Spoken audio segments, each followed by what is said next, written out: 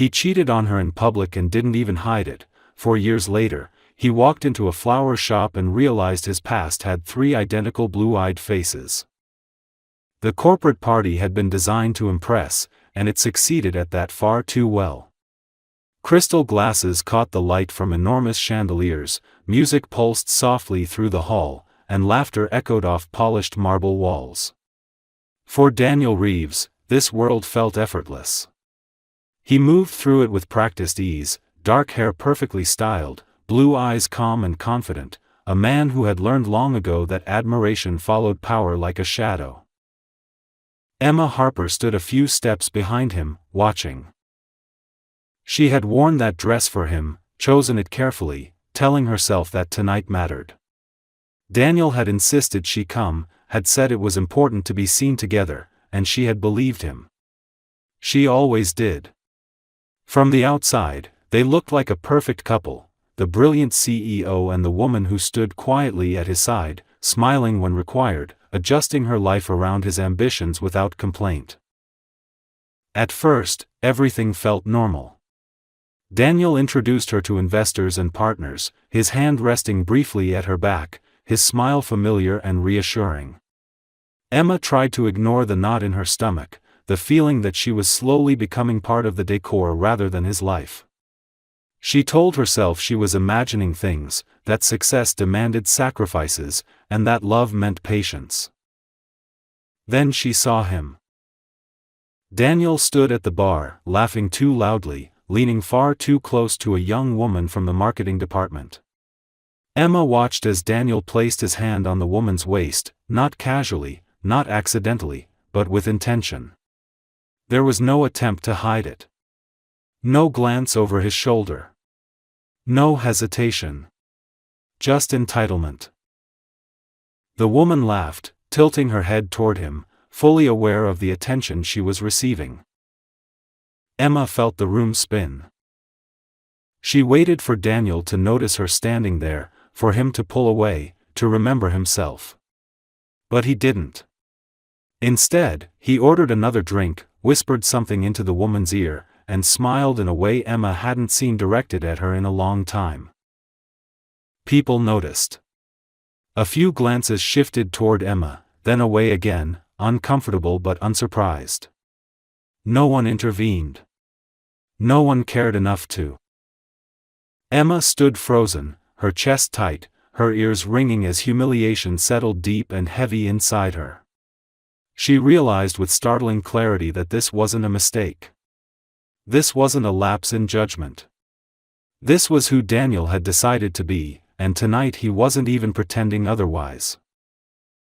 She didn't confront him. She didn't raise her voice or demand explanations. Something inside her had gone very quiet. Emma turned, walked past the glittering tables, and left the hall without anyone noticing. Outside, the night air was cold and sharp, cutting through the warmth she had mistaken for love. She stood there for a moment, breathing deeply, steadying herself as the truth settled in. Daniel Reeves would never choose her over his ego. And if she stayed, she would lose more than her dignity. By the time Daniel realized Emma was gone, hours later, she had already made a decision that would change all of their lives. He would never hear about it that night. Or the next. Or even months later. Because some endings don't announce themselves with arguments. Some end quietly, carrying secrets that only reveal their weight years later, in places Daniel Reeves would never expect. Emma did not sleep that night. The apartment felt unnaturally quiet without Daniel's presence, as if the walls themselves were waiting for something to break the silence. She sat on the edge of the bed long after midnight, still wearing the dress from the party, her heels abandoned by the door, her makeup untouched because she didn't trust herself to look in the mirror yet. She replayed the evening again and again, not searching for excuses for him, but trying to understand when exactly she had stopped being important. There had been signs long before tonight. Missed dinners. Phone calls taken behind closed doors. Apologies that sounded rehearsed. She had accepted all of it because loving Daniel Reeves meant learning how to shrink. At some point, the humiliation turned into something colder and clearer. Emma stood and walked to the bathroom, finally washing her face, watching the confident woman from the party disappear down the drain. What stared back at her was someone tired but awake in a way she hadn't been for a long time. She understood now that staying would mean accepting public disrespect as a price for comfort, and she was no longer willing to pay it. Daniel didn't come home until morning. She heard the door open quietly, the careful steps of a man who assumed forgiveness was waiting for him by default. He stopped when he saw her sitting at the kitchen table, hands wrapped around a cold cup of tea. "You left early," he said casually, as if commenting on the weather. "Yes," Emma replied. Her voice surprised her by how steady it sounded. Daniel shrugged off his jacket. "You could have said goodbye." She looked up at him then, really looked, and noticed how little concern there was in his expression. No guilt. No apology. Just mild annoyance. "You didn't hide it," she said quietly. Daniel paused for half a second, then smiled, a gesture meant to disarm rather than explain. "It was a party," he replied. "Don't make it bigger than it is." Emma felt something inside her finally give way. "You embarrassed me." Daniel sighed, impatient now. "You're overreacting. This is my world, Emma. You knew that when you chose to be with me." The words settled between them with devastating clarity. "I didn't choose to be invisible," she said. Daniel scoffed softly. "You're being dramatic." Emma stood, pushing the chair back slowly. "No," she said. "I'm being done." For the first time, Daniel looked genuinely surprised. He laughed once, short and dismissive. "You'll calm down." She walked past him without another word and began packing. It wasn't dramatic. She didn't take everything. Only what mattered. Clothes. Documents. A few personal things. Each item felt like reclaiming a piece of herself she had set aside for him. Daniel watched from the doorway, disbelief slowly turning into irritation. "You'll regret this," he said. Emma zipped the suitcase closed and met his gaze. "I already regret staying as long as I did." She left before the conversation could twist itself into something familiar and toxic. The elevator ride down felt endless, but when the doors opened, relief washed over her so suddenly it almost made her dizzy. The weeks that followed were quiet and brutal in equal measure. Emma moved into a small apartment on the other side of the city, far from Daniel's glass towers and curated life. She blocked his number after the third message that sounded more offended than remorseful. Friends reached out, cautiously at first, unsure which version of the story he would tell. She didn't correct anyone. She didn't need to. Then came the morning that changed everything. Emma stood in the bathroom, staring at a pregnancy test she had taken without expectation, almost without thought. The result was unmistakable. She sat down slowly on the edge of the tub, her mind struggling to catch up with her body. Pregnant. Not just pregnant. The doctor confirmed it days later with a calm voice and a careful explanation that confirmed what Emma could hardly process. Triplets.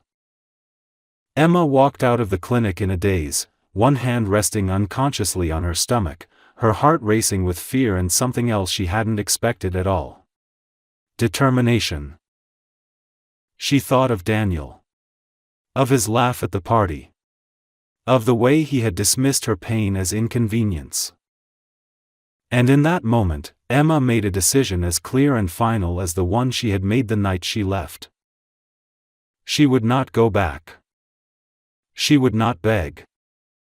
She would not expose her children to a man who had already shown her exactly who he was.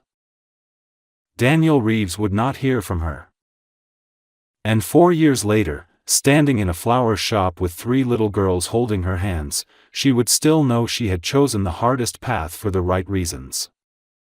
The years that followed were the hardest Emma had ever known, and also the most defining. Pregnancy changed her life immediately and without mercy, demanding strength she wasn't sure she possessed yet. Carrying 3 children at once left her exhausted, nauseous, and constantly afraid that something could go wrong. There were nights she lay awake in her small apartment, one hand on her stomach, listening to the city outside and wondering how she had ended up so far from the life she once thought she wanted. She didn't tell Daniel.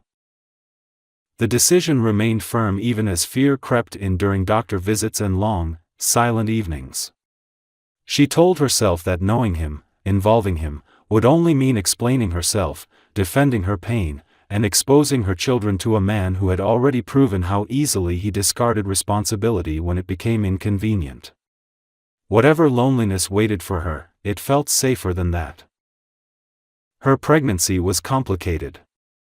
The doctor insisted on rest, frequent monitoring, and warned her gently that triplets often came early. Emma reduced her work hours, then stopped altogether. Savings vanished faster than she expected, replaced by medical bills and practical necessities she had never imagined buying alone. Some friends faded away, uncomfortable with the weight of her reality. Others surprised her by staying, offering quiet support without asking too many questions. When the contractions came, they came suddenly and without warning. Emma barely made it to the hospital in time. The delivery was long and terrifying, marked by bright lights, urgent voices, and moments when fear threatened to overwhelm her completely. When it was finally over, she lay shaking and exhausted as 3 tiny cries filled the room, each one piercing and miraculous. 3 girls. Identical, fragile, and impossibly small. Dark hair, soft and damp against their heads, and eyes that would one day open into a color she already recognized even before she saw it clearly. Emma cried then, not from pain, but from something deeper and more overwhelming. Relief. Love. Responsibility crashing into her all at once. The months that followed blurred together into a cycle of sleepless nights, feeding schedules, and constant worry. Emma learned how to function on exhaustion, how to hold 2 babies while soothing the third, how to measure time not in hours but in small victories. There were moments she nearly broke, moments when the silence of the apartment pressed in so tightly it felt unbearable. But she didn't break. She adapted. She found work she could do from home, took shifts when the girls slept, and learned to ask for help without shame when her strength ran thin. Slowly, the apartment filled with signs of life, tiny clothes drying on racks, toys scattered across the floor, laughter replacing fear in unexpected moments. As the girls grew, their similarities became impossible to ignore. They shared the same blue eyes, the same expressions, the same instinctive way of moving through the world together. People commented on it constantly, strangers smiling and asking questions Emma answered politely but briefly. She never said his name. The girls learned her name first, then each other's, then the rhythm of a home built on consistency and quiet resilience. Emma taught them kindness, honesty, and the importance of choosing themselves even when it was hard. She taught them that love was shown through presence, not promises. At night, when the girls slept curled together, Emma sometimes allowed herself to feel the ache of what might have been. Not regret, but recognition of a life that could have looked easier from the outside. Those moments passed quickly. The reality she had built, though demanding, was real and earned. 4 years went by. The girls became confident, curious, and inseparable, their laughter filling spaces Emma once thought would always feel empty. She no longer felt like she was surviving. She was living. And she believed, with quiet certainty, that the past was behind her. She had no way of knowing that a simple errand, a visit to a flower shop on an ordinary afternoon, would soon place that past directly in front of her again, along with questions she had hoped would never need answers. The flower shop was small and bright, tucked between a cafe and a bookstore Emma liked to visit with the girls on quiet afternoons. It smelled of fresh greenery and water, a clean, calming scent that always made her slow down. The girls stood close together near the display of tulips, whispering excitedly as they compared colors, their identical faces lighting up in the same expressions at the same time. Emma smiled despite herself. Moments like this made the years of struggle feel distant, almost unreal. She reached for a bouquet of white lilies, already thinking about where she would place them at home, when she sensed someone behind her. It wasn't a sound or a movement, but a shift in the air, the unmistakable feeling of being watched. She turned slightly, expecting to see another customer waiting. Instead, she saw Daniel. For a fraction of a second, her mind refused to accept it. He looked older, more serious, the sharp confidence she remembered tempered by something heavier in his eyes, but there was no mistaking him. Dark hair, blue eyes, the same presence that once filled every room he entered. Time seemed to fold in on itself.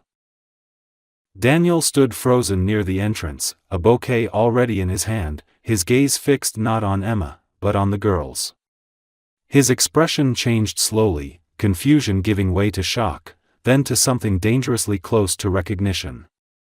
Emma watched his face drain of color as his eyes moved from one child to the next, taking in their identical features, the dark hair, the unmistakable blue eyes. Her heart began to pound. One of the girls noticed him staring and tilted her head. "Mom," she said quietly, her voice curious rather than afraid, "that man is looking at us." Emma swallowed and forced herself to turn fully toward him. Their eyes met, and in that moment, everything she had built to keep the past at a distance cracked open. Daniel took a step forward without realizing it. "Emma," he said, her name sounding unfamiliar in his mouth. She didn't answer right away. Her body moved on instinct, her hand tightening around the girls, drawing them closer without making it obvious. "We're leaving," she said softly, more to them than to him. The girls protested gently, still focused on the flowers, but Emma guided them toward the door, her movements calm and controlled despite the storm raging inside her. She almost made it. "Wait," Daniel said, his voice strained. "Please." She stopped. The girls turned to look at her, sensing the shift in her tone. Emma crouched slightly, meeting their eyes. "Give me a moment," she said gently. "Stay right here." They nodded, obedient but alert, holding onto each other's hands as she stepped a short distance away with Daniel, far enough to speak quietly but close enough to keep them in sight. For a moment, neither of them spoke. "Are they?" Daniel began, then stopped, unable to finish. Emma met his gaze steadily. "Yes." The word landed heavily between them. Daniel ran a hand through his hair, his breath unsteady. "How old are they?" "4," she replied. "All of them?" His eyes flicked back to the girls, who were now watching them openly, 3 identical faces filled with innocent curiosity. "Triplets," he said hoarsely.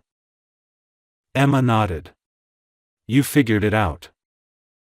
Daniel laughed softly, a sound edged with disbelief and pain.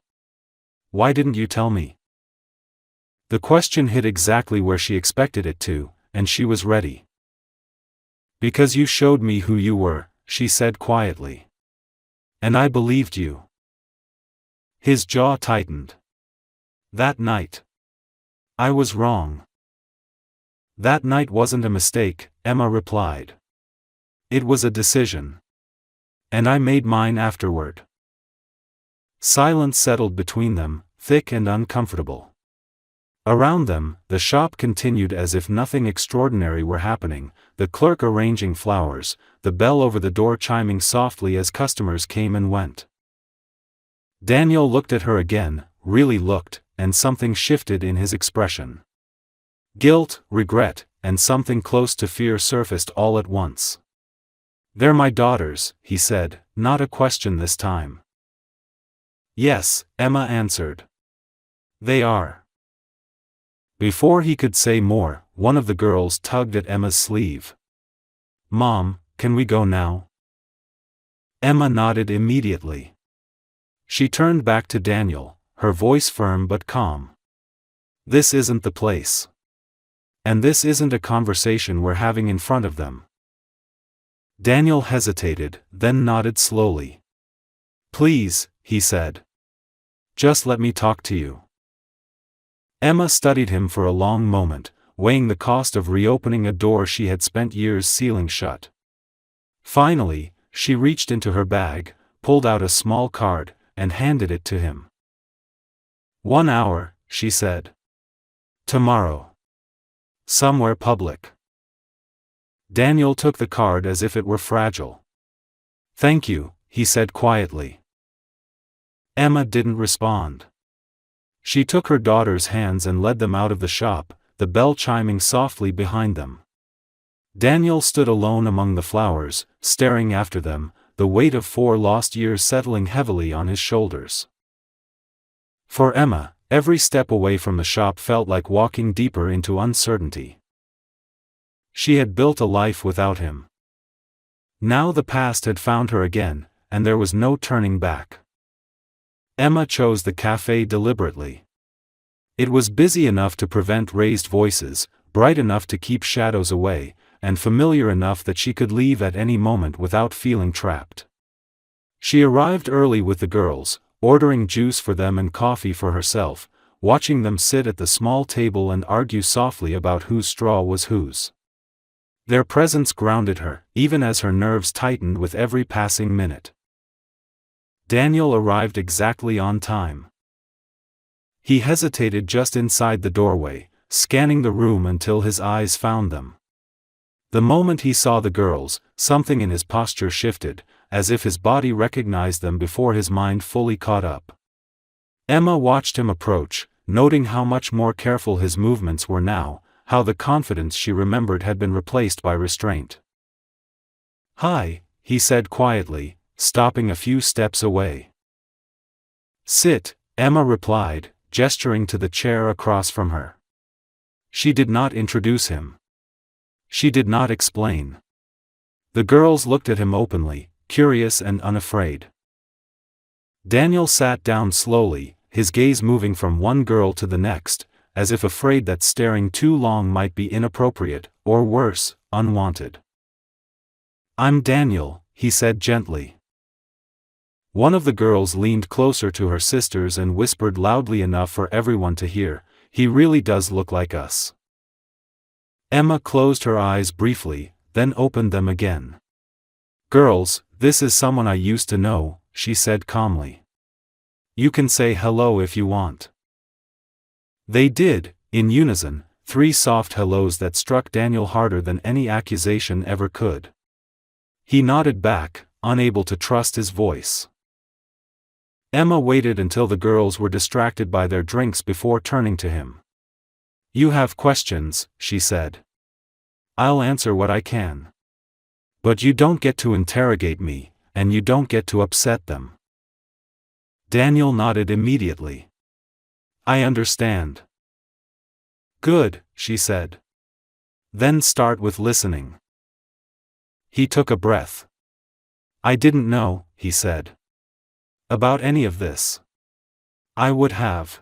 Emma raised a hand, stopping him gently but firmly. "You don't get to rewrite the past. We're not here to discuss what you might have done." Daniel swallowed. "Then what are we here to discuss?" She met his eyes steadily. "What happens now?" The simplicity of the statement seemed to unbalance him. "I want to be part of their lives," he said. "I know I don't deserve it, but I want the chance to earn it. Emma studied his face for a long moment. This isn't about you earning something from me, she replied. It's about what's best for them. He nodded again, slower this time. Tell me what that looks like. That question surprised her more than any apology could have. She leaned back slightly, considering her answer. It looks like patience. Boundaries. Consistency. It looks like you not making promises you can't keep. I won't, he said quietly. You don't know that yet, Emma replied. And neither do I. One of the girls climbed onto Emma's lap, wrapping her arms around her neck. Mom, who is he really? Emma hesitated, then answered carefully. He's someone important from before. Daniel's chest tightened, but he said nothing. They talked for nearly an hour, mostly about logistics. Schedules. School. What the girls liked and didn't like. Emma spoke plainly, without emotion or accusation, and Daniel listened as if every word were fragile and permanent. When it was time to leave, Daniel stood and took a step back, giving the girls space. It was nice meeting you, he said softly. One of them waved. Another smiled shyly. The third simply watched him, thoughtful and quiet. Outside, Daniel stopped beside Emma. Thank you for meeting me, he said. I know this isn't easy. No, Emma replied. It isn't. He hesitated. May I see them again? Emma didn't answer immediately. She looked at her daughters, then back at him. If we do this, she said, we do it slowly. On their terms. And the moment I believe this will hurt them, it stops.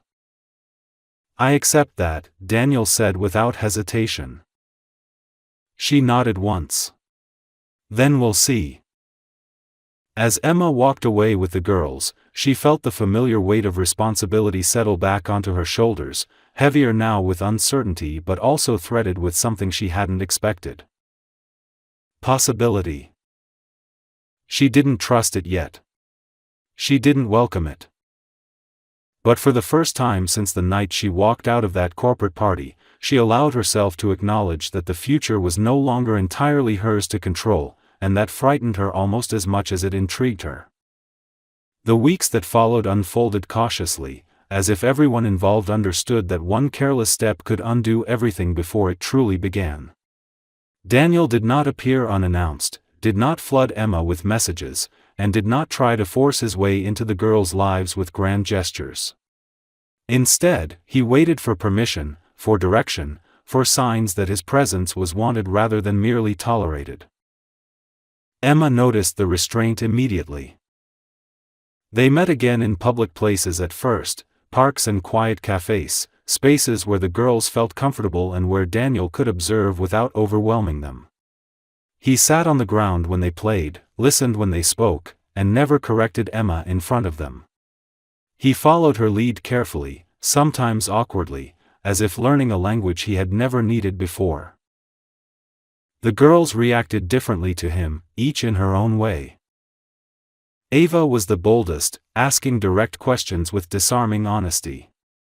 She wanted to know where he lived, what he did, and why he had the same eyes as them.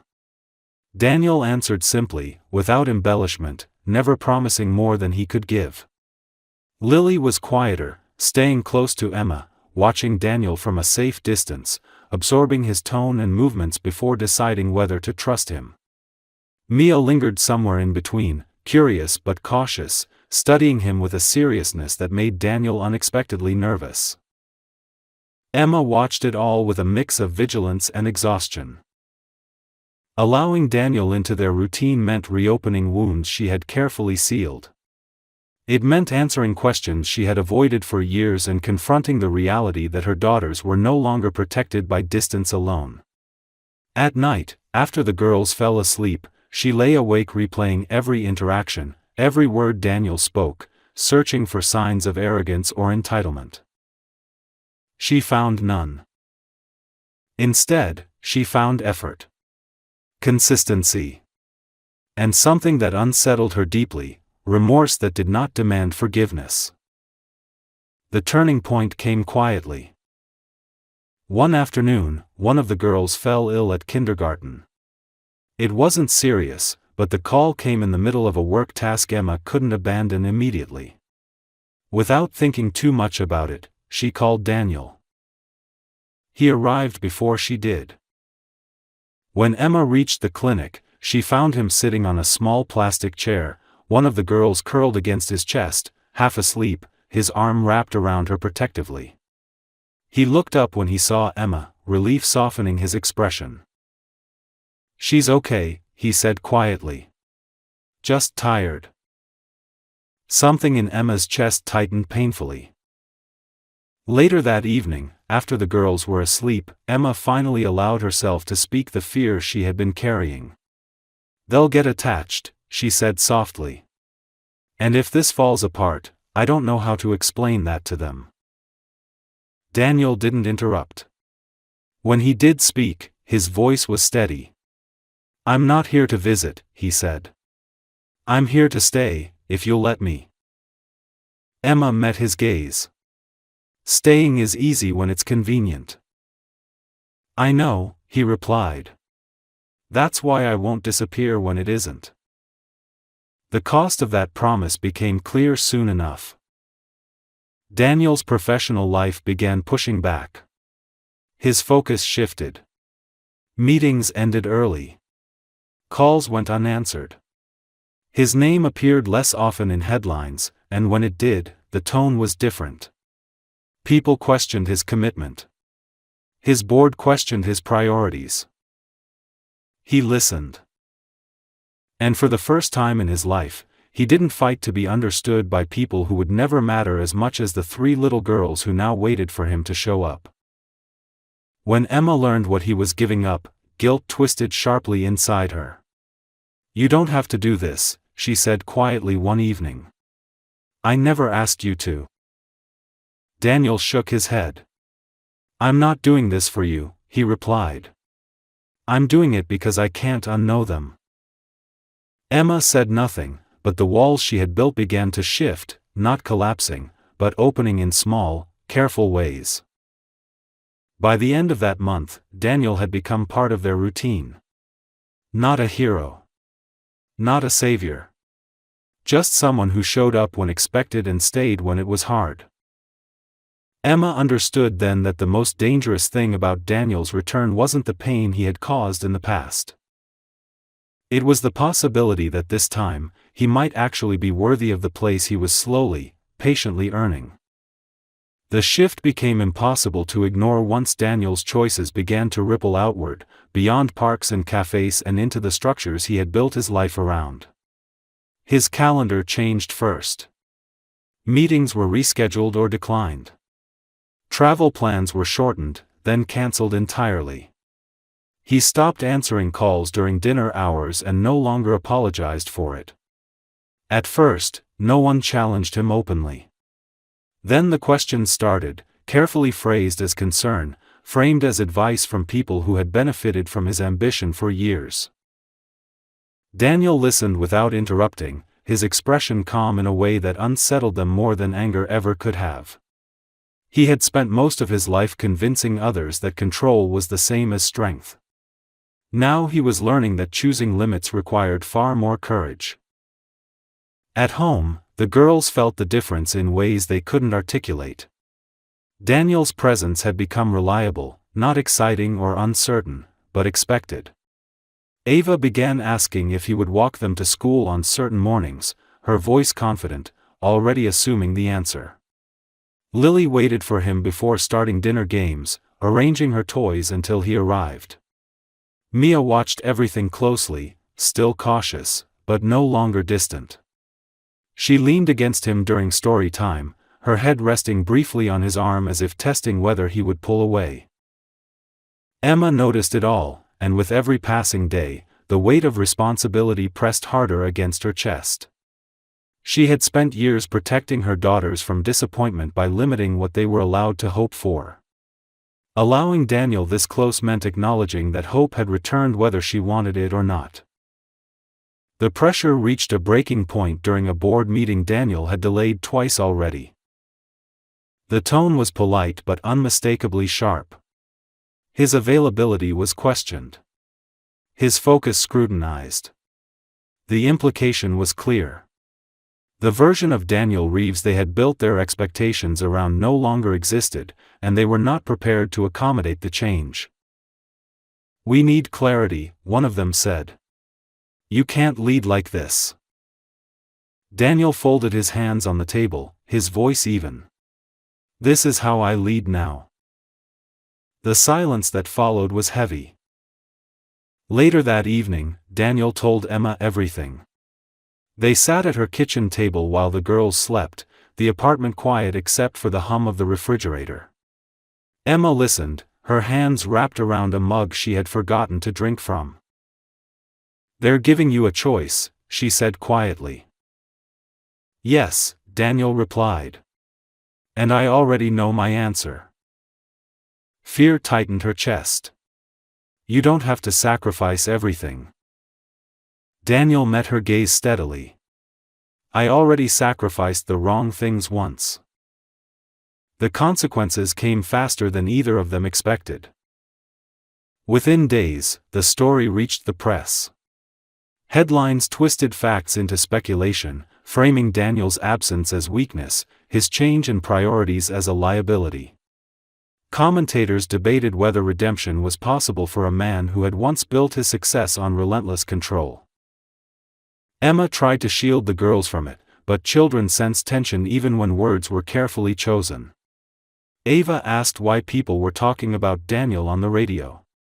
Lily worried that he wouldn't come anymore. Mia grew quiet again, her trust retreating just enough to make Emma's chest ache. Daniel responded the only way he knew how. He showed up. He arrived early. He stayed late. He attended school events and doctor appointments, held hands during walks, listened to stories he had already heard a dozen times without checking his phone. When the noise outside grew louder, he made their world smaller and steadier. One evening, as the girls were getting ready for bed, Ava looked up at him with sudden seriousness. "You're not leaving, right?" Daniel knelt in front of her, meeting her eyes without hesitation. "No," he said. "I'm not." Lily watched closely, searching his face for doubt, and found none. Mia reached out then, taking his hand, her grip small but firm. After the girls were asleep, Emma stood alone in the doorway of their room, overwhelmed by a realization she could no longer avoid. Daniel had crossed a line that could not be uncrossed. He had chosen them publicly, visibly, in ways that carried real consequences. "You changed your life," she said quietly when he joined her. Daniel shook his head. "I finally aligned it." Emma looked at him then, truly looked, and felt something inside her shift. Not forgiveness, not romance, but trust beginning to form in a place she had kept sealed for years. The world outside continued to judge and speculate, but inside that small apartment, something irreversible had taken place. Daniel Reeves was no longer a risk she was managing. He was becoming a constant she had to learn how to accept. The quiet that followed the storm felt unfamiliar at first, as if all of them were waiting for something else to fall apart. Days passed without new headlines, without urgent calls, without the constant tension that had lived just beneath the surface for months. Life did not suddenly become easy, but it became steady, and that steadiness changed everything. Daniel's days took on a new rhythm. He still worked, but the work no longer defined him. He chose projects that allowed him to remain present, to leave his phone face down during dinner, to walk the girls to school when the mornings were bright and slow. He learned their routines the way he once memorized market data, not because he needed control, but because he cared. He knew which one needed reassurance before bedtime, which one pretended not to be scared during thunderstorms, which one always wanted her story read twice. The girls changed too. Ava stopped asking if Daniel would come back and began assuming that he would. Lily grew more talkative, her laughter returning in soft bursts that filled the apartment. Mia, the most cautious of the three, finally let herself relax. She climbed into Daniel's lap during movie nights, fell asleep against his shoulder, and one evening, without ceremony or announcement, called him Dad. The word settled into the room gently, without shock or expectation, and Daniel felt his breath catch as if his body had been waiting years to hear it. Emma stood in the doorway when it happened. She didn't interrupt. She didn't correct anyone. She simply watched as Daniel froze for a moment, then wrapped his arms around Mia carefully, reverently, as if afraid the moment might vanish if he moved too quickly. Emma felt tears blur her vision, not from pain, but from the quiet realization that something irreversible had just occurred. Later that night, when the girls were asleep, Emma and Daniel sat together in the living room, the lights dim, the city humming softly outside the windows. "I didn't plan for this," Emma said quietly. "Any of it?" Daniel nodded. "Neither did I." She turned to him. "I was so afraid of letting you back in that I forgot to ask myself what staying closed was costing us." Daniel met her gaze, his voice low and sincere. "I don't expect forgiveness. I don't expect anything. I just want to keep choosing this. Every day." Emma studied him for a long moment, searching for the man she had once loved, the man who had hurt her deeply, and the man who sat before her now. What she found wasn't perfection or certainty. It was effort. Consistency. Accountability without performance. "That's all I ever wanted," she said finally. Spring arrived quietly. They moved through the season together, weekends at the park, birthdays celebrated without excess, laughter filling rooms that once felt too empty. The past did not disappear. It softened, reshaped by honesty and time, becoming part of their story rather than a wound that defined it. One afternoon, they returned to the same flower shop where everything had come apart and begun again. The girls ran ahead, choosing flowers with loud opinions and identical smiles. Daniel watched them, his expression open and unguarded. Emma stood beside him, her hand brushing his without hesitation. "You know," she said softly, "I used to think that night destroyed everything." Daniel looked at her. "And now?" She smiled faintly. "Now I think it showed me who we needed to become." He nodded, understanding. They left the shop together, for shadows stretching across the sidewalk in the late afternoon sun. There was no grand declaration, no dramatic ending waiting for them. Just a family built slowly, imperfectly, and deliberately. Sometimes a betrayal breaks a life apart. And sometimes, when responsibility is finally accepted, it becomes the moment everything truly begins.